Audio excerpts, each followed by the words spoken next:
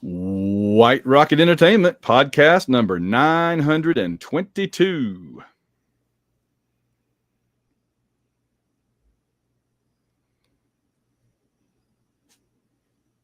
It's a great week to be an Auburn fan, and Baylor Hate Week is here. Let the season begin. The AU Wishbone is next. Let me get the soundboard and Patreon up too. Hold on. All right. I'm just getting a couple of things going here. Hello and welcome to the AU Wishbone, brought to you by White Rocket Entertainment, along with all of our great supporters. Keep the lights on in the studios via patreon.com. I am your host, Van Allen Plexico, joined as always by my co-host. I'm John Ringer. John, we have some things to talk about tonight. It has been a nice last 7 days since the barbecue show just sort of opened the floodgates. So, you're welcome, Auburn family. You are welcome. I'm not saying we caused all this stuff to happen, but I'm not saying we didn't cause all that stuff to happen either. No, I think that's a fair assessment. And I think the other part is, even if we didn't, to me, the barbecue show was just one more part of a great week to be an Auburn fan. Yeah, absolutely. But it was a particularly great week. And that's one of the several of the things we're going to talk about tonight. But before we do any of that, we got to quantify it. And to quantify it, we need to play. It's the Auburn Fun Meter, our weekly look at how much fun it is to be an Auburn fan, with a 0 being like in the depths of trying to deal with the great potato famine, and the 10 being you might as well just be Boris the Tiger here, reveling in your sheer Auburnness and the glory of it all. So, where are you as an Auburn fan this week, John? It was a great last week. We got the Baylor game coming up. I'm optimistic. I got to say 9. Yeah, I was thinking 9. I was absolutely thinking 9 too. Oh, I see what our new thing. All right, so John and I, as of the barbecue show, are trying to do this as both a live stream on YouTube and an audio podcast, right? We're trying to post it to YouTube. The original plan was not for it to be live, but it's easier that way. It's just vastly, vastly easier. Yes. So I have this little thing here that lets you toggle on that comments can appear at the bottom. So I'll just leave that on. That's fine. All right. So, yeah, we are not doing this as a live show. It's just going out live. And that's just, that's kind of unavoidable. All right. So anyway, so you can watch the show on YouTube if you want to live. You can watch it recorded on YouTube. Go to AU Wishbone TV and just click on the live tab and you'll find it recorded in there, oddly enough. Because it's how it first went out. So yeah, let's get into it. This was an all-time week to be an Auburn fan. The barbecue show kicked it off on Monday. We had a good time there. And you had a couple of thoughts about the barbecue show before we lay it to rest and move on. We had a couple of fans comment. I think everybody enjoyed it. A lot of good positive feedback. Somebody said, you were juggling 37 things. Somebody said they missed Van saying, "And now let's go to the barbecue." Yeah. I didn't say that, did I? I was kind of busy. Well, and we were going, so we were trying to go fast because there's 16 Yes. teams and we didn't want it to be a 5-hour show. It was gonna be. Isn't it crazy? We went really and like the first 5 or 6 teams, I felt like we went really fast. Yes. And yet it still almost took 2 hours. Yes. So you were eating smoked meats at like midnight. I was. It was late for me. You had some weird dreams that night.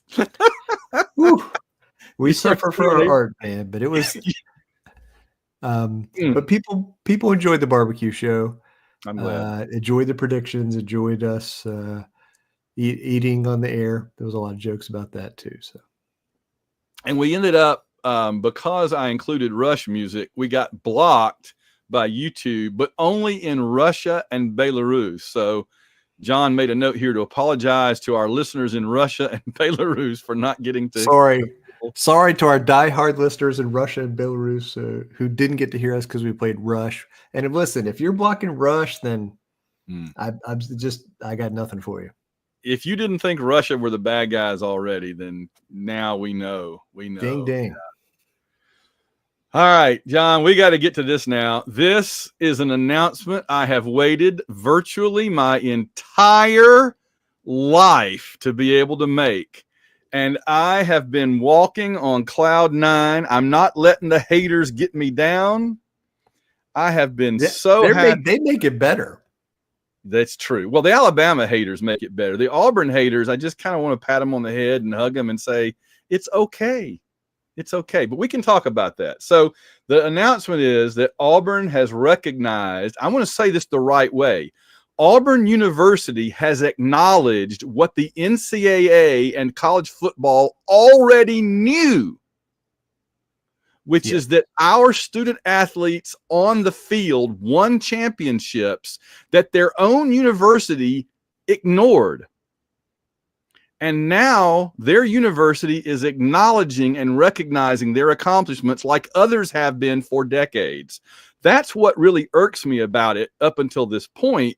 Is it's not that, see, the haters, the ignorant, the less informed, and the Alabama fans, but I repeat myself, they are saying you made up and created titles. No, we won titles that the university chose to not recognize, even though they were legit. And even now we are NCAA or other selector organizations had recognized them. And I mean, when you look at Auburn now, all you can say is, whether you like it or not, learn to love it, because it's the best thing going today. Woo! And I also add,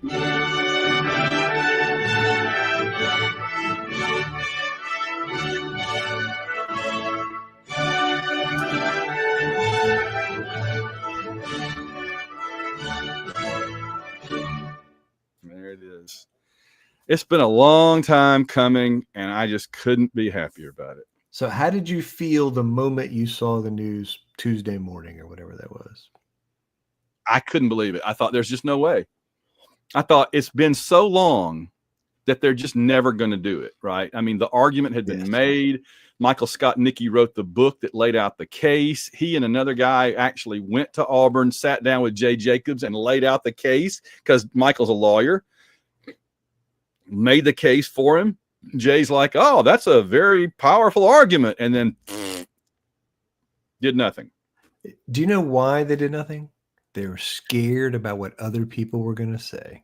And my number one thing is we do not live our lives on what Alabama might think about it. Nope. I could not care less what Alabama thinks about anything. And if there's anybody in the NCAA that has less room to talk about recognizing championships years after the fact, and man, if you want a litmus test, for how dumb some Alabama fans are, watch them react to this like it's like nobody'd ever done it before. It is hilarious. Well, it's ignorance, right? I mean, you and I are historians, and we've watched a lot of college football, consumed a lot of college football over the last many years, and I think a lot of it is people are unaware. They're unaware that Alabama's, sports information director woke up one day in 1983 and just said, oh, I'm going to put some more national titles here in the media guide. And that was it. Like, there was no formal review investigation. It was just a guy that was like, we're going to claim some more titles. And the difference is it was at a pre-internet age, a pre-social media age. Nobody noticed. It kind of went by.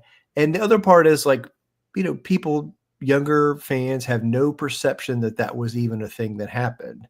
They think the titles, any titles before this were all the same. So I think, the other part of this is like 10 years from now, 15 years from now, Auburn fans aren't going to remember this. They're going to think these titles are just like 2010.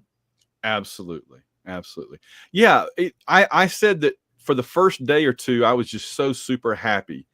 And then after that, the emotion that began to creep in was just anger that it had taken this long. Because when I would look up at the stadium or look up at whatever thing and it would say 1957, 2010, that always made me mad. It always made me, that's supposed to be a point of pride. You're supposed to look up at that and say, look at that. We won national championships in 1957 and 2010. And I would look up at it and say, man, that ain't right. That is so wrong. And yet they were never going to do anything about it. That's why I was shocked. I just couldn't believe that they actually did finally fix this problem that they've needed to fix for so long. And it was so easy. You just do it. You just say, yes, those championships that we won, we did indeed. That's all you had to do. And they did. And they're putting it up in the stadium and everything. And that's amen. Well, and that's the real reason of why now, the only reason it happened now is that the stadium renovations were being finished. And if they were going to put it up, they had to do it last week. So the reason the news came out then hallelujah, was literally because the stadium renovation stuff had to go up. And they're like, okay, it's going up today. We got to tell people. They were going to wait and let people see it in 2 weeks. No, I mean, I think once they hung it up, people were in the stadium. People were going to know. Yeah. So but they certainly weren't going to say it before, months before they put it up in the stadium. Well, we do want to thank Michael Skotnicki again. He's a longtime friend of the show, and he gave us a nice quote for one of our books and everything too. So we appreciate Michael. The other thing, though, I wanted to talk just briefly about which ones, the only ones that, because this is what got me. In 1983, when Alabama recognized them, their sports information director said, I want to, they told him, put them in there. And he said, well, which ones should we claim? Because he knew that some of them, 1941 particularly, were controversial, if not ludicrous, right? None of the ones we're recognizing are anywhere near as ludicrous as Alabama's most ludicrous ones, right? Yes. Nowhere near. No, that's fair. But they told him, put them all, that the quote, the famous quote was, put them all in. Just don't even worry about it. Just if somebody somewhere said we were champions, put it in there. And so that was the thing with me. I have had debates with other Auburn people and with non-Auburn people for weeks lately. It's come up again lately. I said, because my position has been that other than like 1913 or whatever, that's the one that's just unequivocal. That is just solid stainless gold. It is absolutely no doubt untouchable. No doubt. Okay. The one I've always said was the most problematic that we talked about, because we never talked about 58, but hey, I'll take it. If you're throwing them out, I'll take it. But the one I always said was most problematic was actually 2004. The thing is, the average Auburn fan, if you ask them which of the ones we weren't recognizing was the one we should claim the most, they'd say 2004. That's the one they would say. But that's because it's recent. They remember how good that team was. There's the eye test, right? So 2000 now had to vacate, so the spot's open, right? But the thing I've always said is I have an issue with 2004 just because it's the only one that nobody ever voted us the champion. But in that case, you could just say we moved up to the vacuum. Vacuums are filled, right? Nature abhors a vacuum. So everybody move up one. Well, guess what? We're number one. So I'm like, for a half a second, I went, oh, are we claiming 04? And then I said, claim them all. Alabama established the precedent. Claim them all. Because I don't want to lose 10 and 13 and 93, and most especially 83. 83 is the one we should have been claiming from day freaking one. And I don't want to lose those. I will accept 58 and 04 if that's the price I have to pay to get 83, and to a degree 93, and certainly those old ones, right? That's my thinking on it. Fair. Agree. And you're right. 83 was the one that Yeah, we've talked about this a lot on this podcast. Was the one that Auburn should have recognized. New York Times. New York Times. Yeah, there's no question they were the national champions that year. I will say that there was a listener who said we should have had an emergency episode last week when this came out, and we potentially should have, because we could talk about this for an hour. Yeah, I think that's true. In hindsight, no, it's one of those things that for me was so big and so emotional. My first thought was not run to the computer and talk about it. My first thought was just be happy, drink a beer, Yes. And that's all I did, was just be happy and then bicker with some people online about it, So yeah, in hindsight, we could have done that, but I didn't think about it. You didn't think about it. We didn't do it. We got other stuff going on. It's all good. We talked about it here. We're good.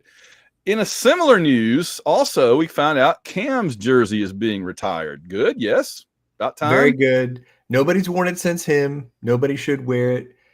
If you accomplish what he accomplished, you should retire the jersey. I mean, I think the standard for jersey retiring should be the ceiling, okay? But national title, Heisman Trophy, #1 pick, All-American, yeah. Best season in college football history? Yeah, okay. So no question about it. If the Kick Six had its own jersey, you retire it. Well, you retire Cam's jersey, right? That's right. The question with me, why do you wait 15 years? Bo waited 7. Bo's last year at Auburn was 85. They retired his jersey in 92. I think it's similar to the previous discussion. Different people in charge, who's making the decision. And I think it's not a lot of retired jerseys, right? Yeah. And I think you wanted to wait till his NFL career was over. So yeah, that's true. This is the 4th one, right? Yeah, you have 3 Heisman winners now plus Terry Beasley, which is fair. So yeah. So all right. We got another thing that happened. We had a big NIL deal, humongous, with Yellowwood, former Great Southern Wood. And I like that they gave you a little sugar with the medicine by attaching it to the Pat Dye Field logo. So what was your reaction to that? I got a cough. I mean, I don't like advertising on the field, right? I'm strongly opposed. But they're going to, because it was the Pat Dye Field, sponsored by Yellowwood, and then it ends up with a bunch of money going to NIL, I was okay with that. I'll take it. It's not, this is how the world works, and I get it. So, but, I'm happy that we have, that we're saying Pat Dye Field at Jordan here. So there's a continuum. On one end of the continuum is how it used to be back up through the 90s when there was no advertising in the stadium at all. Nothing. Okay. The other end of the continuum is the English Premier League, where they have on the middle front of the jersey a corporate logo, and the number and the team is like a little thing up on the breast pocket area. That's at the other end. God forbid we should ever get to that. Well, the thing they do in the English Premier League games and the World Cup games, where they have the scrolling electronic screen logos at field level that are advertising you're looking at the game and it's like a commercial in the background the whole time. That would drive me insane. Yeah. That's because there's no timeouts. There's no breaks. Football really is a made for television sport. Soccer is not. That honestly, John, one of the reasons that I've come to really love European sports more in the last few years is there's no commercials.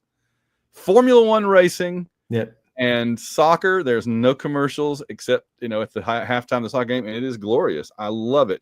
Dang, IndyCar shouldn't have commercials, but of course they stop the race every freaking 5 minutes to show commercials. This drives me crazy, but anyway. All right, so we're able to put up with the Yellowwood logo to get the NIL money and get Pat Dye on the field and all that, right? That's agree. I'm okay. We can live with it. All right. And I indeed, as you noted, I'm angry that didn't happen before now, especially about the national champions. But it just makes it sweet now, and we've covered it, and I'm happy about it. All right, now another thing that happened. This has been quite the week, man. They dropped the news weekend bomb on us. 9 game conference schedule starting next year. Yes. Huge, gigantic, exactly what you and I wanted. The 3 permanent opponents, 6 rotating, will get to play the entire SEC in a 4-year cycle. Yes, that was the key. I mean, my big fear was that we would go back to playing some teams like every 12 years, and that is just not cool. But you're not in a conference if you're playing somebody 12 years. So. No, I've said we played Clemson more than we played Missouri for a while there. I don't think Georgia has still played at Texas A&M. I don't think it's happened. That's crazy. I believe it, and that is so crazy. But yeah, so now we'll keep 3 permanent, and we got to talk about who Auburn's 3 will be. And all right, let's just say up front now, there's 2 mindsets here, right? There's who would it be fun to play, and there's who does it make sense to play. And immediately the age of Auburn fans starts coming out, right? People our age are like Florida or Tennessee. People a little younger than us are like LSU. And then people with actual sense are like Vanderbilt, Mississippi State. And I respect that third group, man. I do. Well, but I've said all along it should be Mississippi State. Of the teams that we have played in the Southeastern Conference, they're up there, yeah. We played them the most, other than Georgia. Yes. So it should be Mississippi State. Now, one of the reasons that the vote was delayed was because schools were whining about who their 3 opponents were, especially Georgia. Oh, okay? Because Georgia's got 15 rivals and they can't make up their dang mind. I want to point this out. In some ways, I really like what the Big Ten did in this area, and I think it's better than what the SEC did, because they said, the Big Ten said, some teams have 1 rival, some teams have 2 rivals, some teams have 3 rivals. It doesn't matter. It's whatever it is, we'll pick that number, and then you'll have rotating opponents for the other ones. And it works because their conference is bigger, so they can make it work from a scheduling perspective. But I like that because forcing 3 rivals on everybody is not necessary, right? But it makes the scheduling thing work. If we have Georgia and Alabama, we need one of the weaker teams. I think it should be Mississippi State. The rumor for a lot has been Vanderbilt, right? Mm-hmm. But the other recent rumor is South Carolina. Oh, South Carolina. Just when they're getting good, just when they're good. Yeah, that's how it works. That's how it always works. That's the third team Georgia didn't want because they're going to have us in Florida. Yeah. Yeah. Isn't it fun? Yeah, we're the only one that has Alabama and Georgia, I assume. Maybe somebody else does. No, nobody has them. So you got to give us a break. But, yeah, Mississippi State historically makes sense.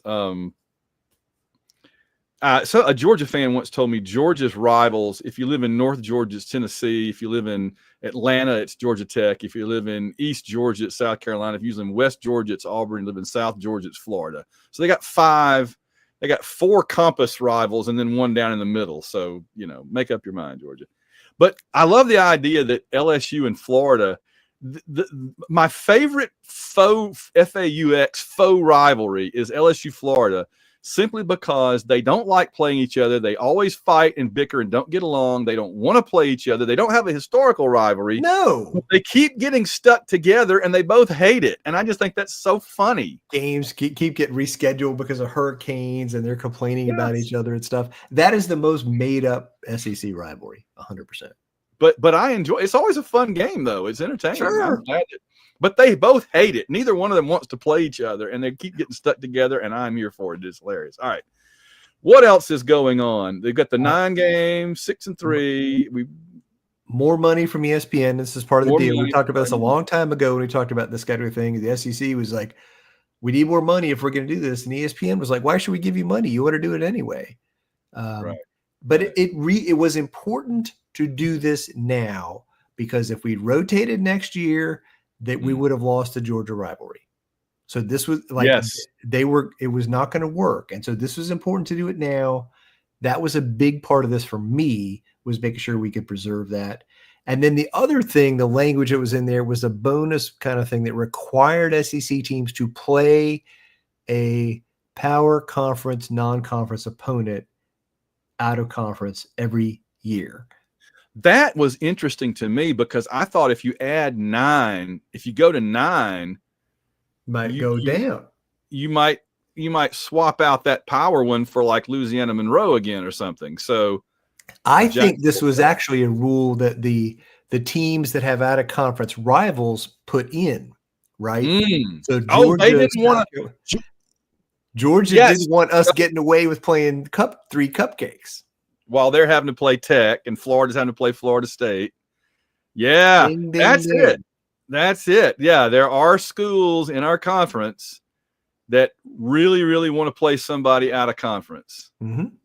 And yeah, well, I mean, okay, that's fair enough then. So now we're going to have 9 conference games plus a power conference opponent and 2 lesser opponents. And man, those cupcakes are going to get smaller and smaller and smaller at this rate. It's bad for the smaller schools, honestly, because they make revenue off of these games, and if there are fewer opportunities for these games, then there's going to be few smaller revenue pie for them. We're going to be down to playing institutions of the level Alabama played in their first 2 years of existence, the Birmingham Athletic Club and the Homewood High School and stuff like that. That's who they play. So who might we be playing in that in that 10th game? So one of the things that's out there is Auburn, the UCLA series got canceled. We have the upcoming series in Miami after Baylor. Yeah. And then there's an opening, a 2-year opening caused by the cancellation of the UCLA series. And it may be before the Miami series. There are 2 power conference. There are 2 power conference teams that have openings on their schedule in that 2-year window, and they are Southern Cal and Virginia Tech. So I would be thrilled either way. I'd love for us to have a home and home with Virginia Tech. That would be glorious for me. Sure. And Southern Cal would be fun too. I'd love to play them again. Bring it. Yeah. Yeah. Of course, that'll coincide with their rise to power again. Yeah, but I don't care. Bring it on. Let's go. And then the other thing that happened at that same when that came out, a Notre Dame beat reporter, tweeted that out. Pete Sampson had basically said, Notre Dame is allowable under this language, and he specifically mentioned like a potential future Auburn series. Because they're going to play Arkansas now. They'll have hit everybody in the SEC except us. We've never played them, and it blows my mind. Are we going to live to see the day that Auburn plays Notre Dame in any circumstances? Yes. Not even 100%. A bowl. Well, I mean, I think there's a real chance we play them in a bowl soon, right? Because they have a time with the Gator Bowl. If they don't make the playoff, we don't make the playoff. That's a real game possibility. I also think, it could be a playoff scenario where Notre Dame has to come to Auburn. I think I can see that. God. Can you imagine that? Can you imagine the first Auburn Notre Dame game in history would be a playoff game in Jordan-Hare? I mean, a playoff game. Yes, touchdown, Jesus. Or it could be a playoff game where Auburn goes to South Bend. That's right. In the shadow of the What if we go up there and it's snowing?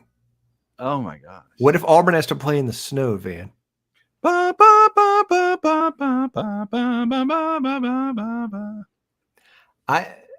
the echoes of Lou Holtz. I'm just gonna say, like, if we go to Notre Dame, we're going.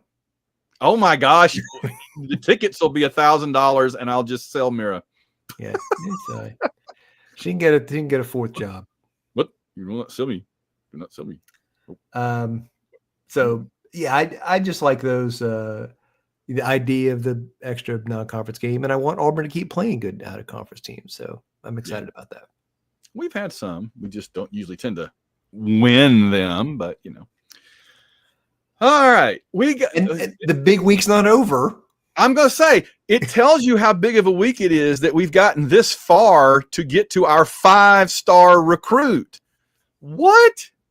5-star recruit is like item 10 on our list of things to talk about tonight. Fire it up, go. So Braylon Womack is a safety from South Mississippi who committed last Thursday. It's gigantic. It's a huge commitment. One of the top players in the whole country. And again, you turn around, Auburn's jumping up the recruiting rankings. I think we're 22nd after that, after being in the, like the 80s a few weeks ago. And if we, start to win some football games, you're going to see that recruiting ranking continue to move in a positive direction. John, I'm sorry you're wrong, because I was told that this recruiting class was trash and it was going to be the end of Hugh Freeze. So I don't know what you're talking about. Well, I mean, it's not, nobody signed in August, but there's a lot of talented players committed right now, and we are in good shape. Well, and it's one of those things where it's a good class, and the only deficit is numbers right now. Yes. In other words, it's not like we're ranked whatever because we got a bunch of 3 stars. It's because we just don't have lot. We don't have the volume of commitments to push us up. Yeah. But a lot of the ones we have are 4 and going to be 5. We've got a 5. We're gonna have another 5 coming, yes, right? Because he's going to get classified up. So this class is just going to get better and better. Again, what's the only thing, if you go by average star power, it's a top 20 class already. Oh yeah, 100%. Yeah. Brandon. All right, so Braylon Womack, and I saw he did the classic Pat Dye maneuver, the University of Auburn. It's always a good sign. It always makes me feel good when they commit to the University of Auburn, man. This is the University of Auburn Wishbone. I like it. I kind of like that. All right. I noticed this, and I wanted to just throw it out there. It's I guess it's kind of a gambling thing, but I just wanted to get you guys, you and the listeners' feedback. There's this thing called Robinhood offering predictive markets for college football this year. Auburn contracts, whatever that means, sell for 57 cents, Baylor's for 46. If you buy an Auburn one and then Auburn wins, you get back $1 for your 57 cents. You made 43 cents. The contracts change through the game. I don't really understand all this. It's predictive markets betting based on the game state and stuff. So my takeaway is it sounds like Auburn's supposed to win. That was my takeaway from it. Well, Auburn is now favored in the game, but this is just another way to gamble. I mean, they're calling it other things, but it's gambling. So, well, speaking of the game, let us get to the game now. I think we had a lot of stuff in our opening segment here. The Baylor game is Friday at 8 Eastern, 7 Central on Fox. It was cool. Go ahead. Is it important? Breaking news thing right here. Fox is in dispute with YouTube TV. Dear God. There's a chance this is one of those carriage dispute things that always happens at the start of the season. The game's on Fox. If you have YouTube TV, there's a little bit of a danger zone here. You can't be serious, man. You cannot be serious. Oh my God! I'm going to be in a giant ballroom in the in the Hyatt with my phone trying to watch the game with one hand while selling books with the other hand. I do not need this. Okay. I need them to sort this out, because if they don't even show it, I can't even watch the replay after the thing is over. That's right. I guess I have to go to, unless YouTube has it or something, one of those 30-minute highlight deals or something, but they need to get their woohoo together, because I need my broadcast Friday night, John. Amen. Amen. Get it.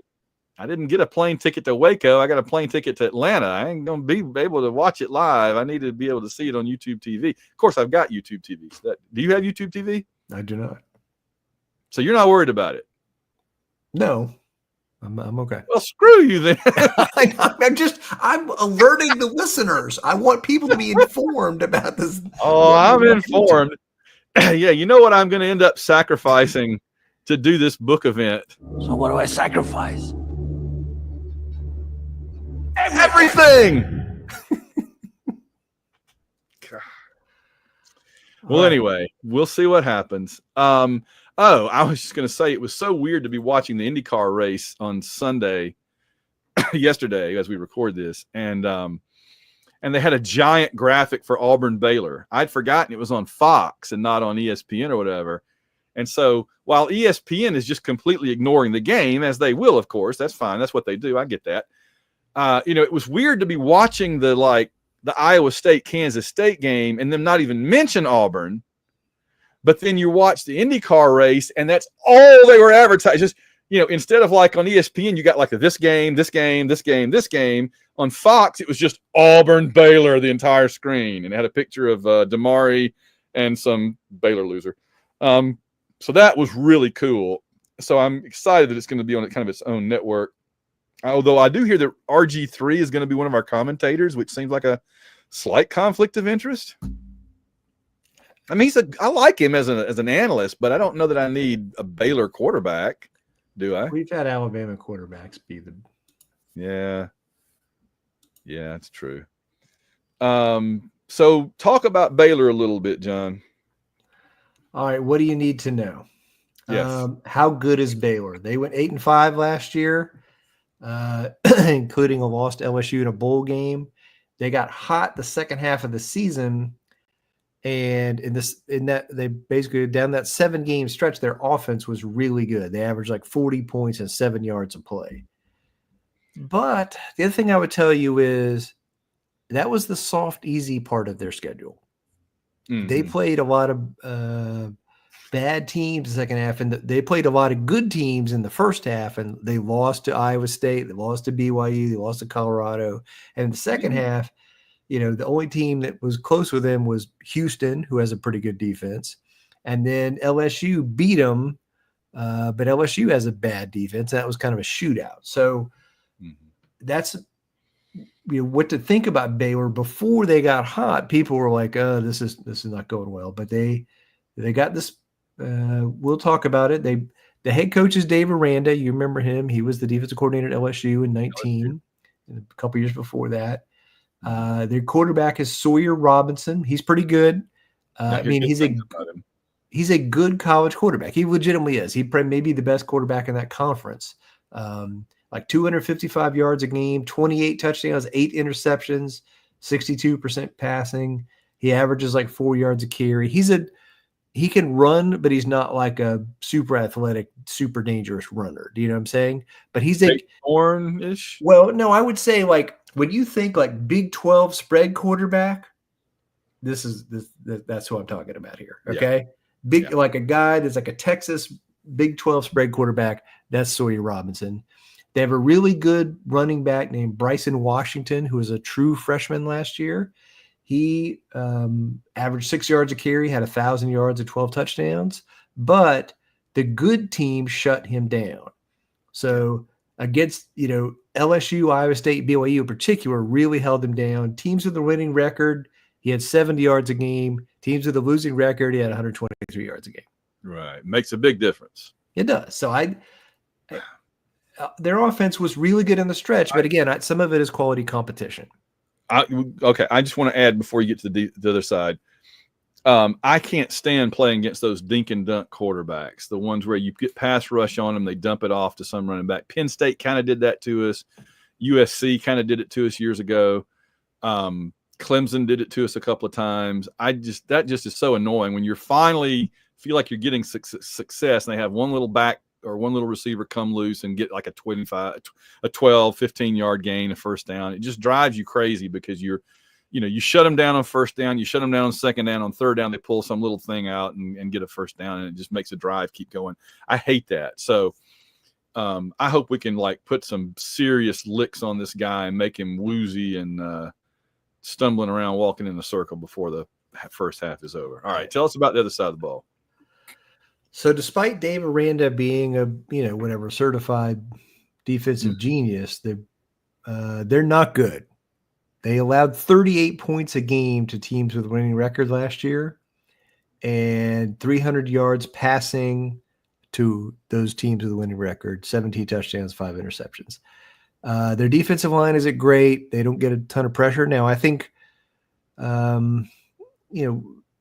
I think they're concerned about the secondary. He feels good about the defensive line. I think they are going to – it's Aranda. It's a home game. It's Auburn. It's a big spotlight for Baylor. I think they are going to try and put pressure on Arnold. I think that's 100%. They're going to try and send extra guys and put pressure on him, make him make decisions quickly. I agree. But I think their first thing is they want to stop the run. I feel like they're going to bring people up. They're going to blitz Arnold, but they're going to try to stop the run. I think they want Arnold to beat them. I think they don't believe. I think this is just my theory, but I think Baylor is probably looking at it as, if you're going to be a super passing game this year, Auburn, you got to show us. So we're going to stop the run. Because, I mean, if we can run the ball on them, the game's over. Yeah. Because if we can run the ball on them, then we'll be running the ball on them, and it'll free up the passing game, and then we'll kill them. So they've got to stop the run first and make Arnold scramble and throw the ball. And I think they're betting that he might have a few big completions, but they can also get some turnovers and make him fumble, make him throw some interceptions and all that. So they're betting that he is not improved over last year, and we shall see. I think that's the key to the game, in my opinion. That's the key. There's one other key that we're going to get to in just a minute, but I think that's one of the major keys. What do we want to see in this game? This is just hopefulness stuff. I'd like to see some special teams improvement. I'd like to see, McPherson be healthy and go out there and kick a field goal. I'd like to see us be explosive on offense. Some big plays. I want to see Jackson Arnold. I want to see a quarterback have some touch and timing and anticipation. Mm-hmm. Like, we have not seen that in a long time. Even a short jump off pass with a little touch on it. You know what I'm saying? Like, where it's not 100 miles an hour. And I think, I think Jackson Arnold running the ball is a big thing, especially in the red zone. I think that's, but this is the thing. Like, we have to ration that. Like, we can't do that 20 times every game, or he's not going to make it through the season. He's not Cam Newton. You don't send him out there and have him do that every play. No. But we know from the Alabama-Oklahoma game last year that he can do that. He can. But we got to, in my mind, we got to save it for when we need it. You know what I'm saying? Like, when we got it. But in this, you're not saying like save it for the Alabama game. You mean like in this Baylor game, save it for when you most need it. Don't just do it every play. First quarter. Or if we again, say the offense is not clicking at the beginning of the game, but he's getting loose and making plays, like, keep doing it. You know what I'm saying? Like, you don't want to say, like, don't run. We don't want you to get hit because, but we're on the road to freaking Baylor. We need to win. You got to make some plays. So. And the thing, again, everybody's going to be looking at Jackson Arnold passing and those receivers, and I get that. I totally will be too. But the other thing I really want to see is if we can create running lanes for those backs. Because, again, I can't stress this enough. Everybody's focused on Jackson Arnold, those receivers in the passing game. I need to see that we can give it to Damari Alston. We can get the ball to Cobb. We can get the ball to Duracell. We can get the ball to maybe even Mabson, whoever. I don't know. Suit up Boris. He's already suited up. And we can get some rushing yardage, because if we can run the ball, that game is over. That is my firm belief. And that's what I'm going to be watching the most is, do we have a running game under Hugh Freeze? Can we, without Jarquez Hunter, can we generate a running game? That to me is huge. I like it. Another thing that we saw is some of the things I've been reading is expect more emphasis from Freeze and from Nix on the RPO game, because they looked, from what I've heard, they've looked at last year and kind of what worked and what didn't. And I could have told them this, my thoughts on this. The drop back, survey the field and throw the ball down the field thing did not work that great, especially when you don't have a great offensive line. But guess what? The RPO part kind of did work pretty well. So go with what works. Go with what you can do, especially with a new quarterback that's really good at it, right? So that's another thing I'm looking for, is I'm looking for some of that RPO stuff, looking for the running game. And then I definitely do want to see those receivers make some big catches, man. That'll fire people up more than anything. To see Singleton and Cam making big catches in this game, people will be doing backflips. Because we've been waiting for so long for that. Agree. Oh man, I'm ready. Let's kick it off now. I wish we could, because then I could watch it without a telephone and without a YouTube strike or whatever the crap. What do we expect to see? So, I mean, I think it's the first game. You watched the game last weekend. I expect at least at the beginning of the game, the offense to be kind of choppy and inconsistent, but I think we're going to make a bunch of big plays. I mean, I think Baylor's defense is not good. Their secondary is not good. We have stud receivers. I expect there to be some explosiveness in the passing game. Like, I don't know if we'll put together some 16-play drives, but we may have some 60-yard touchdowns. Exactly. That's what I'm talking about right there. We may have some drives we go 3 out, and the next drive is another 60-yard touchdown. You know what I'm saying? It may be some of that. So that'll work. Especially if the defense is shutting them down, which I think that's the other thing we haven't talked about as much is our defense has the potential. I don't think we can completely shut them down, but I think our secondary and our pass rush are good enough to stymie them a lot of the time, as good as they are. I think our defense can really cause them problems. They played, a few good defensive teams last year, and when they did, it did not go well. Right. They scored 21 points at Iowa State. They scored 28 at home against BYU.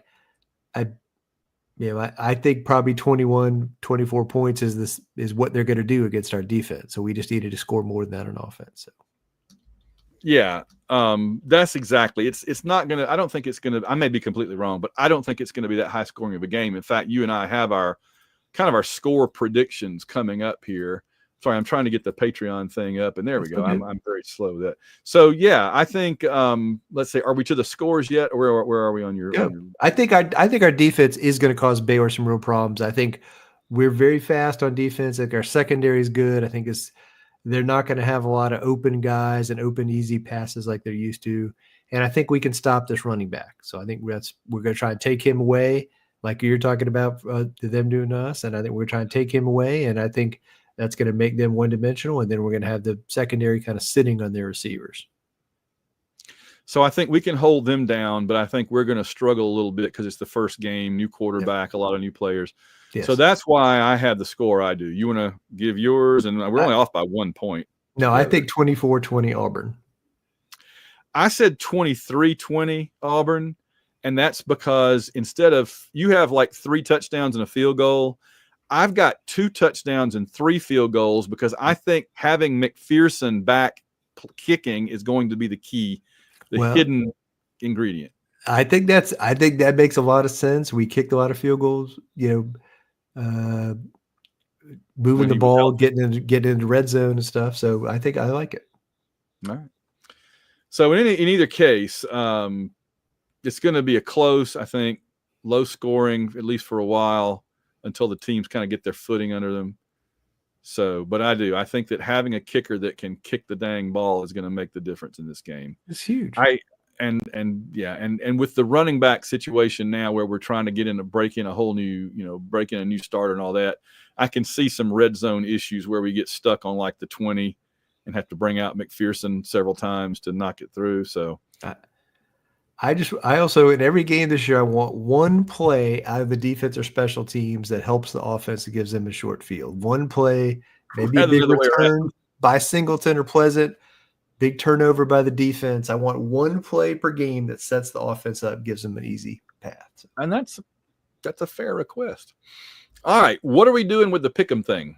So for the patrons of the AU Wishbone, if you are a patron, you should have gotten an email from us inviting you to a Yahoo pick'em thing. We're picking SEC games only and straight up. It's not by the spread or anything. We're doing it every single week.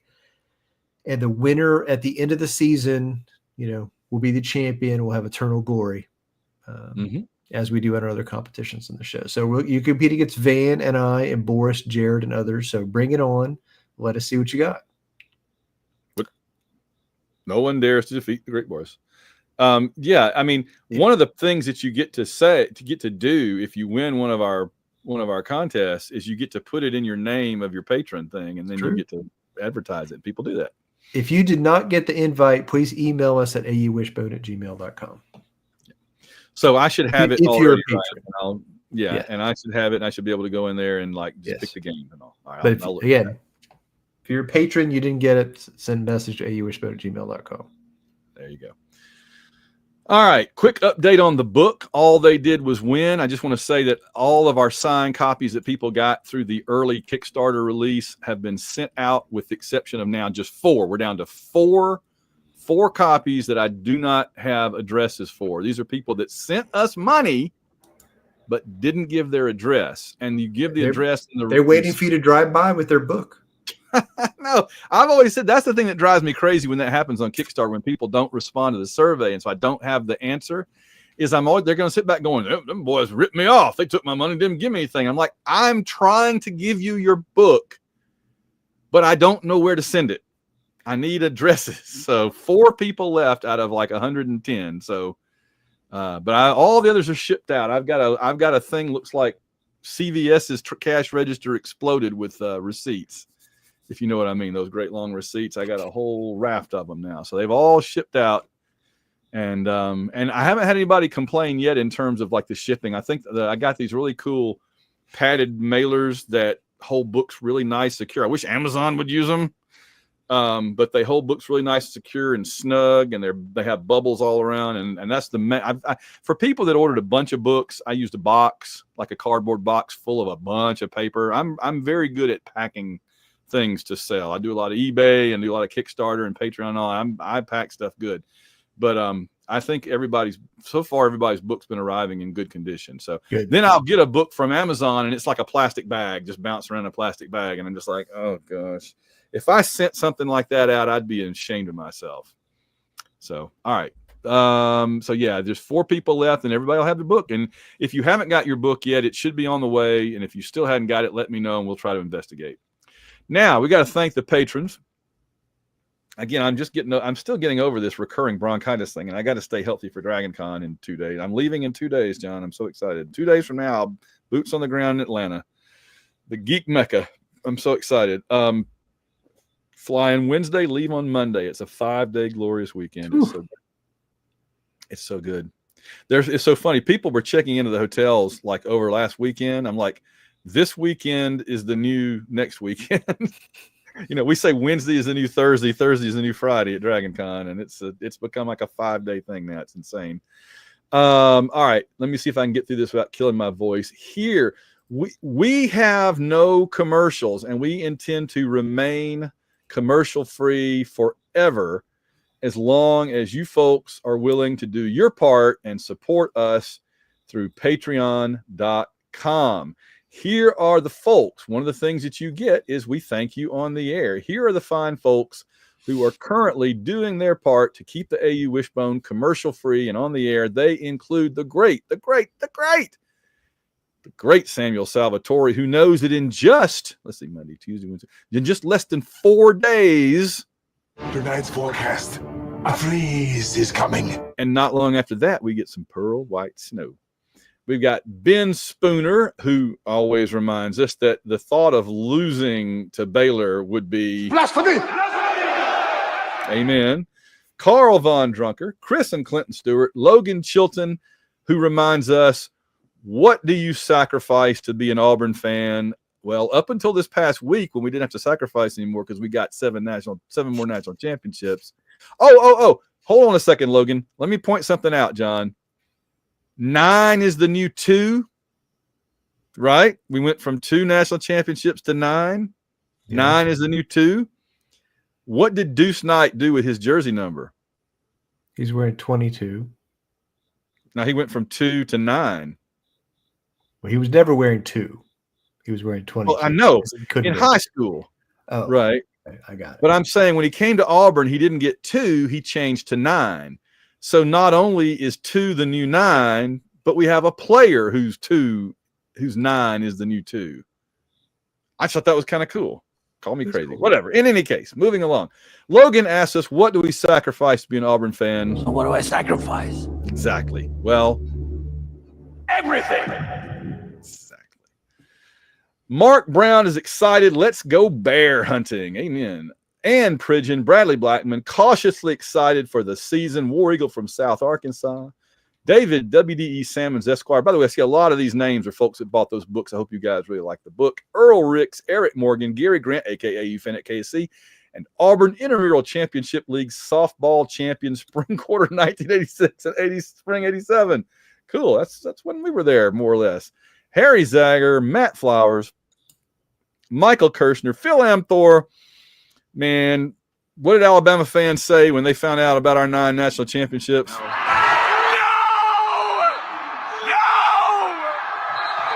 I'm devastated. I'm devastated, and they're celebrating right in front of me. This is the worst. This is the worst. No. So good. Richard Stevens, who has to follow that every time, bless his heart. Shane Bailey, Steve Trawick, Susan Trawick, Trombone Tiger, Willie Carden. Willie did get his address into it, so his book is on the way. Good job, Willie. William Wett. I was texting Willie, and he texted back and said, I'm literally listening to the show right now, and you're publicly shaming me. Oh, my gosh. I'm so sorry, Willie. I'm so sorry. Oh, I hope the book makes up for my horrible public shaming. William Morgan, that is so funny. Win from Norman, Oklahoma. A few more patrons, then back to the authorities. Auburn football's Elvis, Ben Bloodworth, Bilbo Baggins awoke to the song Don't Stop Believing. It was an unexpected journey. Oh, geez. Oh, man. Oh my gosh. At least it wasn't an unexpected Black Sabbath. That's what was happening in Mordor. Mordor was listening to Black Sabbath. Brandon Smith, Chad McDowell, Chris Thrash, Dan Thompson, Daniel Odom. Oh, you know what? It's Baylor Hate Week, John. We save it for the end. Save it for the end. The middle patron, save it. I'm going to play the whole dang thing because it's Baylor Hate Week. I'm playing the whole dang thing. We're playing the long form edition, the one that you kind of like can eat a sandwich during. Get you another beer. Defending fantasy F1 drivers, manufacturers champion Lane Middleton. By the way, F1 is off this for the summer break still, so there's no update. Hello, misery, my old friend. I'm really off the key. Oh, well, but it's. Yeah, that's a pretty bold statement. You know what I mean? It's factual. H-Town Danny, In-Home Hugh, Jacob and Robin Fleming, Jeff Hunter, Catherine England, Luther, and Kelly Ottaway. I've had a good time tonight. Mickey, Mr. This would be the let's do this one. Freeze. Freeze. Ice. Freeze. Icy. Winter fiber. Frozen. Icy. Freeze. Winter ice. Ice. Freeze. Winter. Winter. Freeze. Cold. Frosty. I like the frosty in there because it lets me know when it's over.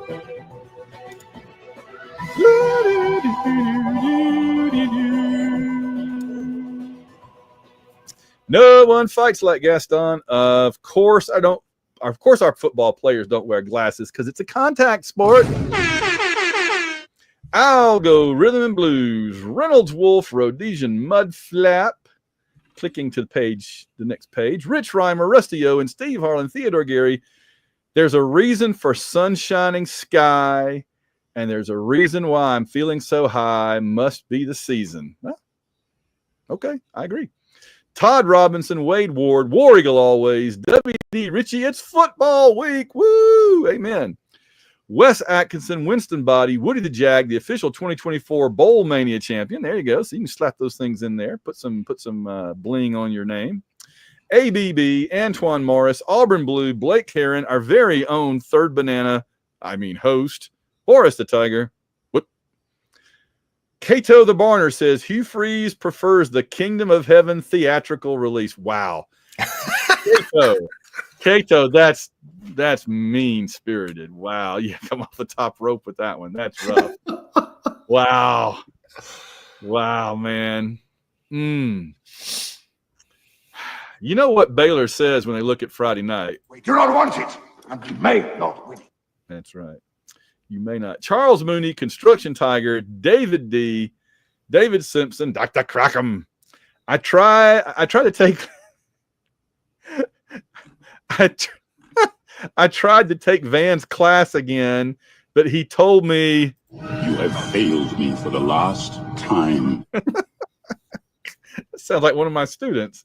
Josh Teal, Kevin Mahan, Melissa Blackstone, Papa Todd, Patrick Williams says the AU Wishbone. Whether you like it or not, learn to love it because it's the best thing going today. And just like our 9 national championships, 9 times. Did that not put us in second place in the conference? I think it did. I don't know the answer to that. I think it puts us in second place in the conference. And I am here for that, brother. I am absolutely here for that. Oh, my goodness, yes. And just think, that means the next time we win one, it'll be number 10. We'll be in double digits. I'm here for that. God, we are one play against Florida State away from 10 national championships, John. I just want to bang my head on the wall now. Okay. It makes that game hurt worse. Too soon. We should have claimed that one too. We should just because it was Jimbo, we should say, Philip Martin, Randall Walker, Rob Morgan, Russell Milling, Sarah Hines, Sasquatch reigning basketball bracket champion. You know, John, I just learned today that Sasquatch is also the 6th-time in. Steven, a YouTube TV subscriber looking for some rabbit ears and foil. That's a dang, I know it. Tim Pittman, Timothy, Tony Perry, Tyler Ward, the 2025 War Ready bracket champion. That's cool. Walt is finally celebrating Baylor Hate Week. We made it, everybody, and we're about to hit it in just a second here. Walt. Wardam SEC champions. Wiggaber, 2005 AU Intramural Horseshoes champion. After Trump jailed him, Elon Musk escaped from alligator Alcatraz, but was eaten. See you later, Elongator. Alex Browns, Alex Wynn, AU falling up. Ben Amos, Ben Regas, Bobby Polite. I talked to Bobby. And finally, Chris Como, Chris Braun, Clay Henson, college equestrian expert Auburn Elvis, CT Tiger, Daniel Witten. I always think if CT Tiger is like a CAT scan. Daniel Witten, Darren Pyle, David Garner, David Smiley, Elizabeth Donald, insert name here, bottom text. I'll buy this for $1. James Taylor, Jim McCrory, Jim Myers, John Otsuki, John Stubbs, Joey Miller. I'm about to lose my voice. Justin Bean, Kenneth Brent Raines, the barbecue. We will see. No, that's not it. It's You have failed me for the last time. I have 4 buttons that are black, and sometimes I get confused. Here are the 4 black buttons. It's a trap. You have failed me for the last time. I want you to put the word out there that we back up. Understand me? We back up.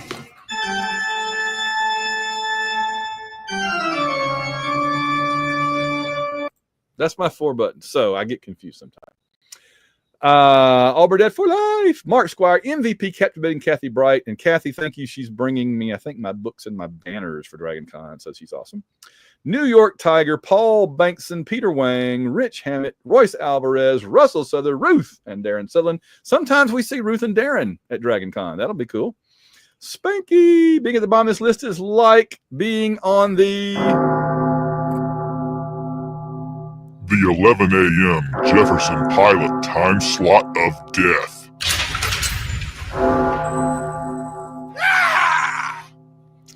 Stephen Thompson, Steve Bailey, the Slinko family, Tim Sauls, Trevor Johnson, Trey Jackson, Chris, and our one-time and anonymous donors. We thank you all. John, it is Baylor, full-blown, full-on, full-length, extended director's Pull up cut. a chair. Baylor, get a sandwich. Baylor Hate Week 2025. It's Baylor Hate Week 2025.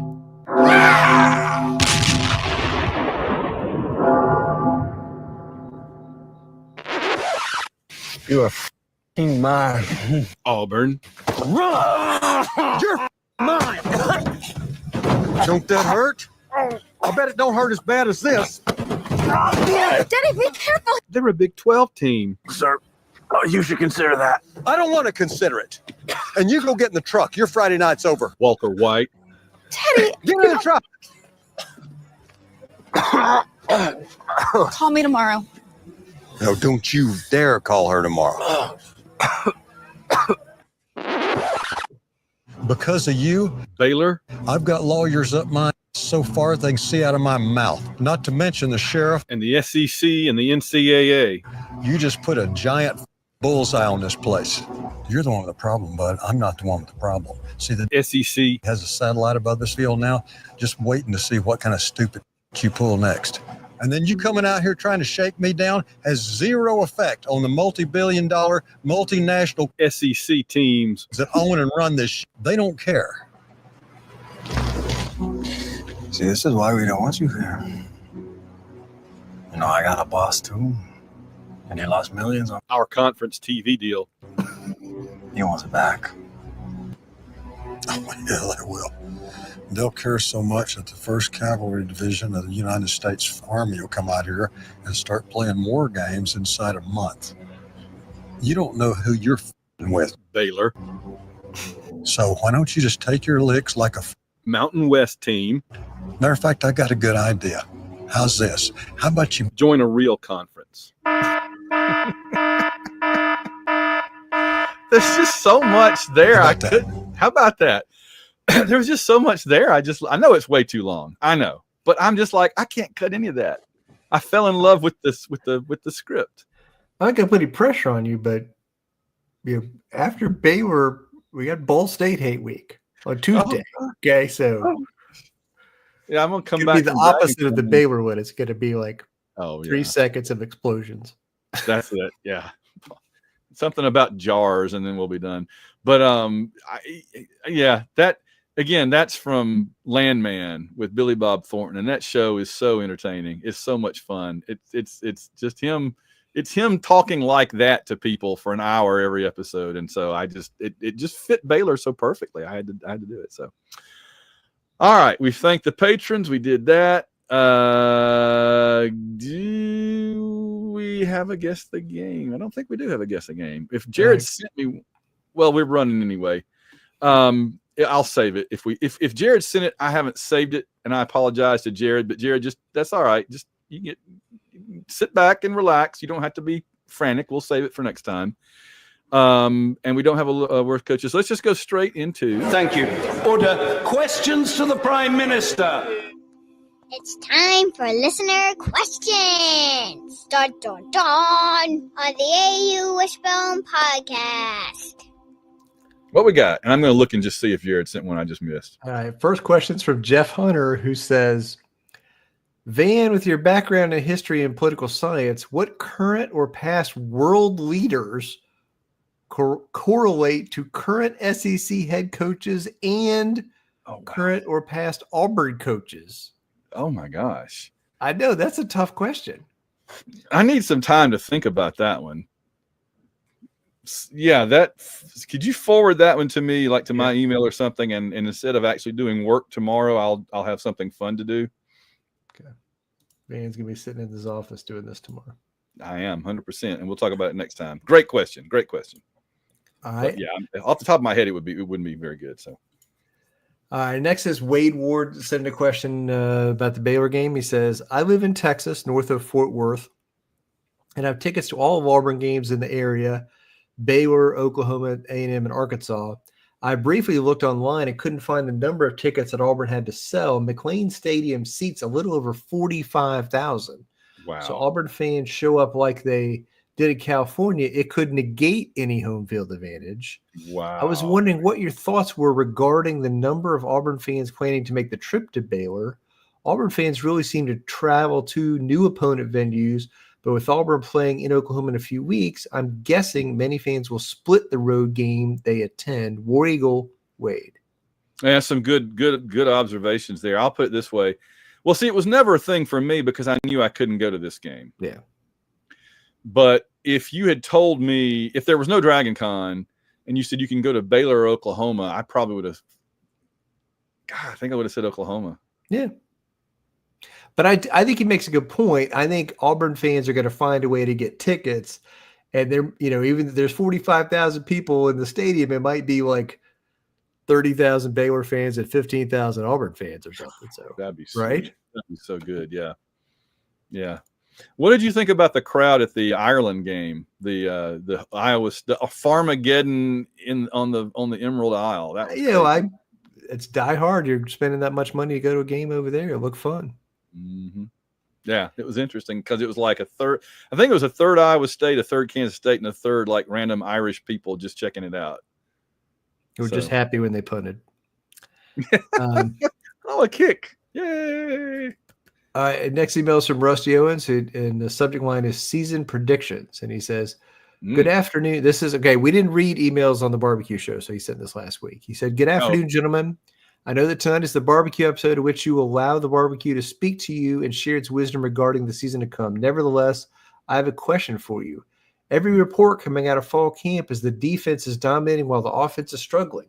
Assuming that is the case, what would your feelings be if this is how the season played out? The final record is, what if the final record is 8-4 with losses to Oklahoma, A&M, Georgia, and Alabama? The average score is Auburn 13, opponents 3.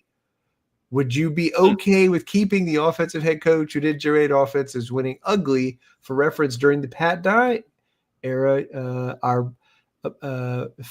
during his first year or during the he says, during the Pat Dye year at Auburn, our team's average was Auburn 25, opponents 15. Thank you for the time, and I'll hang up and listen. Oh, that's interesting. I didn't know that. I don't know. I mean, that's a really good question, but I don't know how I would feel about that. I mean, it's kind of like what happened in the latter years of Gus, where Steele was putting together good defenses still, and we were just kind of struggling a little bit on offense, and we got frustrated with it. So, I mean, it's one of those things where when that happens, you get 2 or 3 years maybe, and then you're like, maybe we need to try starting over again. I don't want to start. I want this to work. So. Great. And again, I think the defense is going to be really good this year, and the offense just has to be, a little bit better so it could take advantage of that. Not throw pick sixes in key moments, not turn the ball over 6 times. That's a great start. Again, we would have been a bowl team if we just didn't throw like 6 interceptions a game last year. We'd have been a playoff team if we didn't throw pick sixes in the fourth quarter. That's it. Next email is from Jim McCrory, and it's regarding Auburn's national championship recognition. You will like this email. He says, Van and John, War Eagle, and thank you for all you do for the Auburn family. Just some comments on the recent happy decision to recognize the additional Auburn football championships. I was expecting 5 or 6 if it ever happened, but had no problem with all 9. Here are some of my thoughts. Number 1, it made me happy, and that's important. Boom. Number 2, it matters to nobody else except Auburn and how we celebrate our past. I see no real downside. Number 3, it makes hypocritical Bama fans mad, and I think that's funny. And then 3A, by the way, I personally think all of Alabama's claims are valid except 41, and they're lucky that some polls in the past did not factor in bowl games. I'm going on. Number 4, I like it that it gives Auburn 3 national titles before any other SEC has claimed their first. Auburn has been good for a long time. Number 5, it is good for Auburn's historical perception in recruiting and as a blue blood. Yes. Number 6, the recognition is to claim a recognized national championship, not necessarily the one and only national championship. Before the BCS, it was all mythical. Number 7, I agree with the criteria used to make the decision. It was recognized a dominant team, was selected as a national championship by the NCAA and or a rating agency, was either a conference champion, undefeated, or both, was consistent with NCAA recognition and what is common among peer institutions. He says, as far as the teams and years, they got the modern championships that are universally recognized. The NCAA recognized ones, 13, 83, 93, no-brainers. 2004, very strong claim, meets selection criteria, and should be recognized a national champion. 1914, solid retroactive claim, dominant, undefeated with a tie. Some selectors back it. 58, meets criteria, but a weaker claim. Unfortunately, because of probation of LSU, Auburn did not get to play in a bowl game. Would have been a great game. And 1910, meets the retroactive claim, but weaker due to a loss to Georgia. And he says, question, should we build these statues of national title winning coaches? If so, when? He says, Mike Donahue with 3, Shug Jordan with 2, Dye with 1, Bowden with 1, Tuberville with 1, Chiswick with 1. Terry Bowden has a national championship now. That is so cool. Yes, he does. You know what they need to do then is just make a little area, and set the coaches' statues up, like a little grove, and have the coaches all stand there among the trees, off to the side in its own little area. Yeah, agree. I thought that was a really good email. I mean, if we're going to claim them, we got to claim them. That's it. That you don't halfway. You can't halfway do it. You can't say, "Oh, these are the statues of our actual national champions. These are just the national championships we just claim, but we don't actually celebrate about it." Yeah. Right. No, you're gonna claim them, brother. Claim them. It's not putting your toe all the way to the wall. I like it. All right. Next email's from Matt Flowers, and it's called Iron Bowl Memory. And he says, "Greetings, John and Van. I know it is far too late to add a memory to the book, but as I've been catching up on the summer's podcast the past few weeks, I recall an experience I had of watching the comeback a few weeks later when my sister was home for boot camp. She had missed the game, but I caught a condensed replay and recorded it on Dad's TiVo. During her leave for Christmas, I sat her down and made her watch the whole darn thing. She knew the outcome, knew there'd been a tremendous comeback, but still begged for me to skip the first quarter and half of the game before Auburn got points on the board. I told her, you don't get to enjoy the win without the pain we all went through to get it. We still recall that rare moment together as one of the better times we had watching an Auburn game together. In fact, the next time we got to be in the same room for one was the 2019 Iron Bowl, watching seemingly every weird thing imaginable happen in one game. Thank you for all you do to keep us informed, entertained, and mostly sane, especially during the season. War Eagle, y'all, and Matt Flowers." War Eagle, Matt. Yeah, that's great. Yeah, That's I good had to stuff. watch that game way too many times for the book, and so the 2010 Iron Bowl. Yeah, I studied that stupid thing like the Zapruder film. My gosh. All right. Next email is from Joseph Pierce, and he said the title is Georgia Quarterbacks on Observation. He says, "Hi, Van and John. During the barbecue episode, you said something interesting that got my gears turning. In regards to Gunner, Stockton, and Carson Beck, I think John said the consensus among Georgia fans is that Carson Beck wasn't well liked, especially in the locker room. It occurred to me that this always seems to be the case with Georgia fans. I'll explain.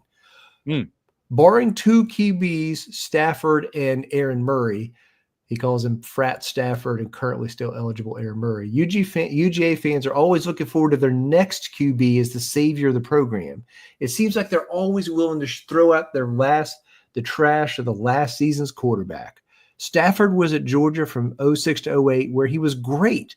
Following him was the largely unremarkable Joe Cox. At this point, Georgia fans were fiending for next year's freshman phenom, Aaron Murray. Murray enjoyed 4 great years at Georgia. Toward the end of his tenure, I recall some fans expressing the desire to move on because Murray wasn't able to win the big games. He went 36-18 during his time. Some really wanted to see if Hudson Mason could do it at Georgia. In 2014, they got their wish, and Hudson Mason was a bit of a wash. Georgia fans started waiting on a transfer at Van's favorite quarterback name, Grayson Lambert. Hopefully you see where I'm going with this. From Grayson Lambert, they jumped to Jacob Eason, to Jake Fromm, but during Fromm's second year, many wanted to see Justin Fields, and during his year, they wanted to see more of Stetson Bennett. Stetson split time with JT Daniels for 2 years before solidifying himself over Carson Beck. During Beck's time, there were plenty who called for Stockton and Brock Vandergriff. The question I pose to you is there anything that can make a Georgia fan happy? Thanks for the time. Hope you got a laugh out of this, War Eagle. Barking at Auburn fans and other fans is all that makes them happy in the world. No, but it's a true thing. Like, they are spoiled, and I think they a lot of Georgia fans think their new quarterback's gonna be better than Carson Beck, and I'm just gonna be like, he may be eventually, but it ain't gonna be early in the season. No, and you don't play us at the end of the year anymore. Honestly, I was sad in a way that we don't play Georgia at the end of the season anymore because it was always such a tradition. But the more I think about it, we might actually start getting them when some of their players are still suspended and hurt. You know how they'd always have everybody back by the time they play us every year? Yeah. It's true. So this could work out. This could work out in the long haul. Agree. A couple more emails. This is from Bill Miner. The subject line is Auburn Fixer Upper. He says, hey guys, with Auburn playing Baylor, I started to think of who I know it's a Baylor alum. I immediately thought of Chip and Joanna Gaines of Fixer Upper TV show fame, who are alums and renovate houses and such. If they were to renovate a room in your house to be an Auburn room with cost being no object, wow, what would it have in it and what might be displayed? Any features that would be notable? Once upon a time, I thought of how mine would look, and I figured I can't be the only one who's thought of it. I don't know. I mean, I've always kind of had the Auburn stuff I wanted. I don't want more than, I guess I would want to have the walls orange and blue, but not stripes or anything, just like different colors of different walls. And then tiger eyes. Yeah, well, I'm not a tiger eye guy. Just a big AU.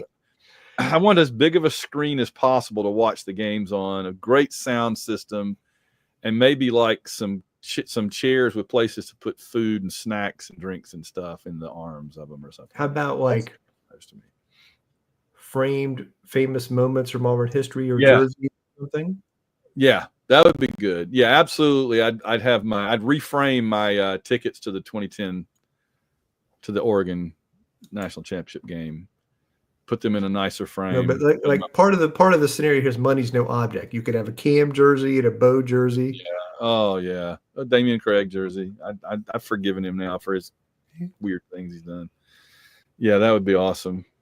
Oh man, I don't know. I mean, in my little basketball section too, right? Got to have Chris Morris's jersey and Bryce Brown's jersey, and you could have a goal up on the wall if you want to. And then Boris have a little area to watch his game breakdown, game film. Yep. Yeah. All right, we got one more email from Scott Crankton, who says, now that the barn door of corporate advertising has been opened with the announcement of Yellowwood logo blazoned on Pat Dye Field, I would like your opinion of another corporate sponsorship opportunity so that Auburn may buy the best players available. Can the folks at the Raptor Center train the Eagle to tow a banner behind it as it became Circle of Turnier Stadium? Imagine the money that could be generated through such an opportunity. Oh my God. I love that. Oh my gosh. How much would like people the planes over Panama City Beach flying back and forth with the banner, have the Eagle pulling a banner. Ooh. Oh my God. That's so good. Ooh. One more, Auburn Elvis sent an email, said he will be hosting a Dragon Con watching party, a small informal watch party for the Baylor game in the America's Mart building, second floor atrium, where RPG gaming is held. Any Auburn fans at Dragon Con are welcome. Yeah, I did hear about that. I think from Jared that that he's doing that, and I think it's at America's Mart 1, which is the gaming building. Jared and I headquarters, and Kathy and everybody will be in America's Mart 2 up at the Comic and Pop Arts Alley.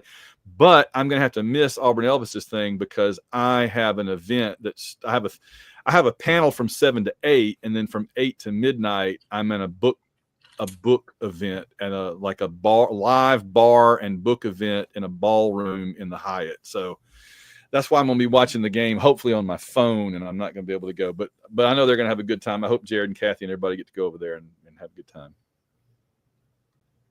All right. Let's round the SEC. Take a trip around the SEC. So we talked about the Dragon Con thing. Oh, I did note, though, the overlap. The overlap is people who dress in bright colors and can't wait for the end of August. And converge on Atlanta that weekend. Yeah. And they're fighting over hotels, rooms in Atlanta. Yes. And I got kicked out of my hotel room by a bunch of Alabama fans one time, and I will never forgive them for that. Oh my gosh. All right. So what do we got this coming weekend? Right, here we go. I'm going to read you the TV schedule for SEC teams. Thursday, August 28th, Central Missouri at Arkansas, 7:30 p.m. Eastern on SEC Network. Saturday, August 30th. We know the Auburn game is Friday night. Saturday, August 30th. Texas at Ohio State, noon on Fox. Syracuse versus Tennessee, noon Eastern. on it's going to be all the orange around me this coming weekend. Oh, boy. All the bad shades of orange. Mississippi State at Southern Miss, noon on ESPN. I will be definitely keeping one eye on that. I want to see all three of those games. Good grief. We're still at noon. Toledo at Kentucky, 12:45 on SEC Network. Golly. Marshall at Georgia, 3:30 Eastern on ESPN. Alabama at Florida State, 3:30 on ABC. Well, the question there is just, is Florida State a decent team again, or have they still hit rock bottom? No, they're not. Alabama's going to paste them. Alabama A&M at Arkansas, 4:15 on SEC Network. Illinois State at Oklahoma, 7 p.m. on ESPN Plus. Texas San Antonio, 7 at Texas A&M, 7 p.m. on ESPN. Long Island U, your favorite, at Florida, 7 p.m. on ESPN Plus. That's so weird. Charleston Southern at Vanderbilt, 7 p.m. on ESPN Plus. That sounds like, Brooks Brothers in the gift shop area. Yes. And then LSU at Clemson, 7:30 p.m. on ABC. That's tasty. That's set up for one of those classic LSU losing in the last second with this. Can't wait. Can't wait for Brian Kelly to lose another opener.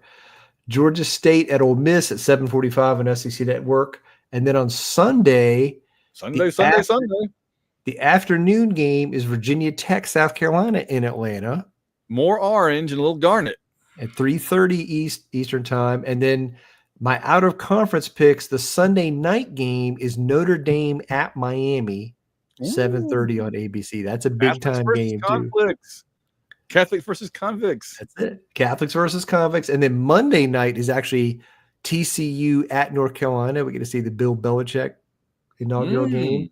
And if you're if you haven't got enough football on Saturday after that, all those starting with those noon games, Utah at UCLA, 11 p.m. on Fox.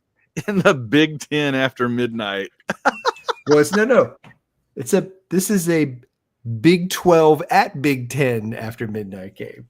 Oh God. I always enjoyed watching the first 5 minutes of the Pac-12 after midnight, falling asleep. But now it's the Big 10 after midnight. That's just not right, John. It's not right.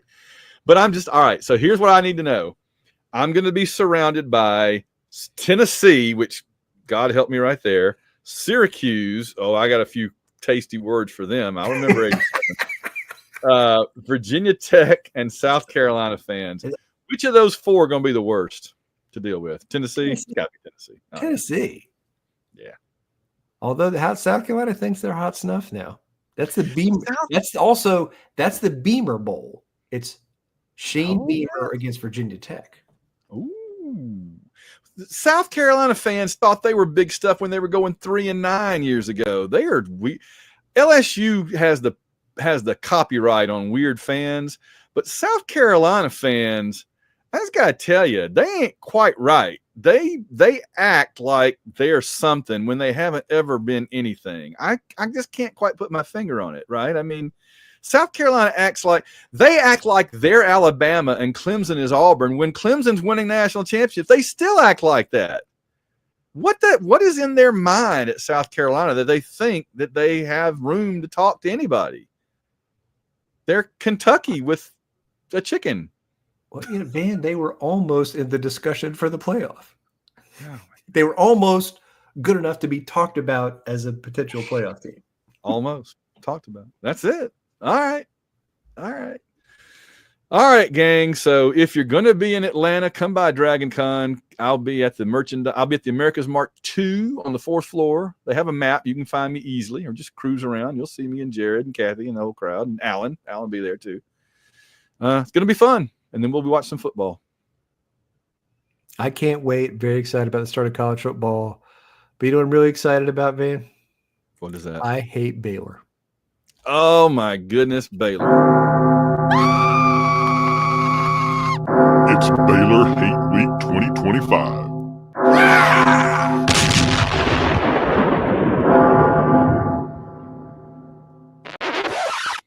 You are f***ing mine. Auburn. Run! You're mine. Don't that hurt? I bet it don't hurt as bad as this. Daddy, be careful. They're a Big 12 team. Sir, you should consider that. I don't want to consider it. And you go get in the truck. Your Friday night's over. Walter White. Teddy. Get in the truck. Call me tomorrow. No, don't you dare call her tomorrow. All right, let's wrap it there. All right, John. It's Baylor Hate Week. We're going to see how it goes. I feel good. I feel positive. In the tweet to promote tonight's show, I actually called it Baylor Hate Week. Buy high, sell high, Baylor. So we're going to say, feel free to use that this week. Baylor John, Hate Week. Here is your assignment for our show notes for next week. Okay. I'm putting this on you. I know you'll do a good job. Somewhere, either at the beginning or the end, or somewhere where we're introducing the show or we're setting things up, I need you to reference the 9-time national champion Auburn Tigers. Think about it. Mull it over. How can you work that into our our usual pattern at the beginning of the show, maybe? Got it. Okay, on it. All right. Final thoughts? Since it's I love college football. Let's go beat Baylor.